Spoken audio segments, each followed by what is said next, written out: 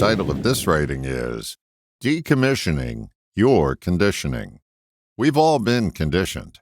The result is our patterns, our habit patterns, our conditioned way of doing things. We have all sorts of patterns of thinking, believing, acting, walking, talking, shaving, or putting on lip gloss. Once these patterns become ingrained, we too often defend their existence as being the right way to do something. It takes some serious reflection to find out if our patterns are working for us or not. That means we have to observe them in the light of day, without emotion, and evaluate their efficacy. But first, you have to notice your patterns. Noticing you have a pattern that's not working is the first step in this decommissioning process. Make no mistake, we all have patterns that aren't working for us. If you're in the dark about the ones not working for you, be brave enough to ask someone close to you to point them out. Don't be too surprised how quickly their answers come. Once discovered, patterns must be observed in their natural habitat. That means you have to observe them while they're happening. That's catching yourself in the act of executing a pattern.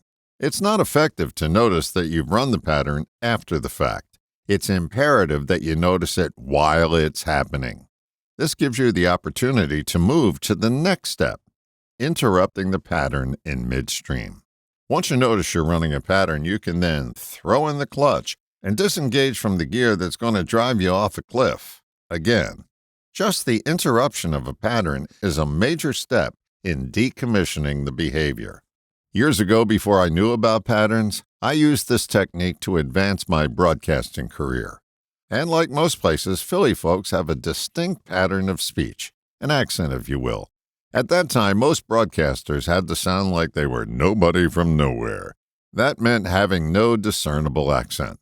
Once my speech pattern was pointed out to me, I had to go to work on it to be more employable. It was no easy journey, I'll tell you that. I tried and tried with little to show for my efforts. Then it hit me. When I caught myself speaking in my accent, I immediately interrupted myself and corrected my speech in midstream. I got into the habit of noticing and interrupting and began to make progress in decommissioning my pattern. Now, you may have more serious patterns that need decommissioning. The process is exactly the same, noticing and interrupting. You can wonder for the rest of your life why you are the way you are, or you can notice the pattern that's causing you to be that way and interrupt it relentlessly until it goes away. It may be helpful to remember this mantra: interruption causes pattern disruption. You'll absolutely make the transition to decommission if you make it a mission.